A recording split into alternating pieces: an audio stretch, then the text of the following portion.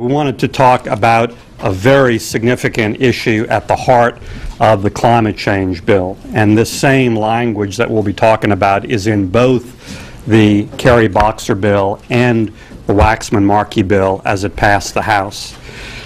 First of all, I find it really, really unfortunate that the Senate EPW committee, on which we both serve, passed out an enormously significant bill, 1,000 pages, impacting so much of our economy and way of life without any real markup, discussion, or opportunity for amendments. This would be my first focus and a very significant focus of my activity, and it will be that from here on out. And the title of it might be Why Carbon Credits Don't Matter. 705E basically says that we're going to monitor global greenhouse gas concentrations, and the goal is to keep them at or below 450 parts per million. And so that is the limit in the bill. And then Section 07 says, starting July 1st, 2015, if concentrations are above that limit, 450 parts per million, then, quote, the President shall direct relevant federal agencies to use existing statutory authority to take appropriate actions identified in the report submitted under Section 707 and 706 and to address any shortfalls identified in these reports.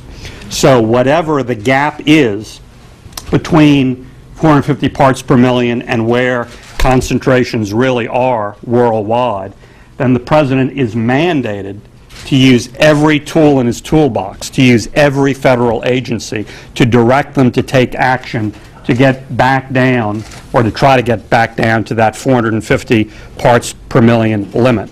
And again, it's mandatory, shall direct. So what does that mean ultimately if this language is passed?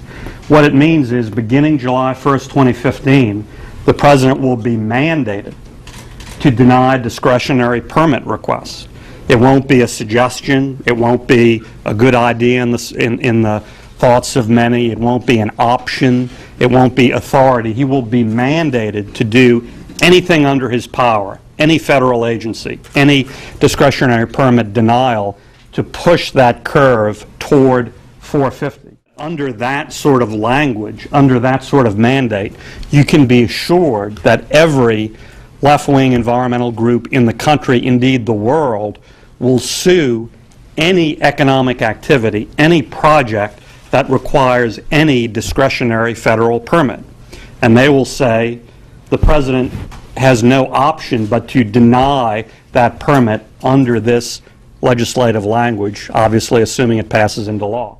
That means carbon credits don't matter if the activity, if the project, if what you're talking about requires discretionary federal permits, which so much activity does.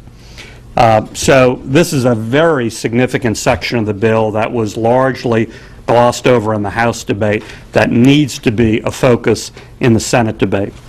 I'm also sending a letter today to leading companies who have to date supported this bill, pointing out this language and pointing out that their carbon credits that they might be allocated would be meaningless if their activity still requires discretionary federal permits.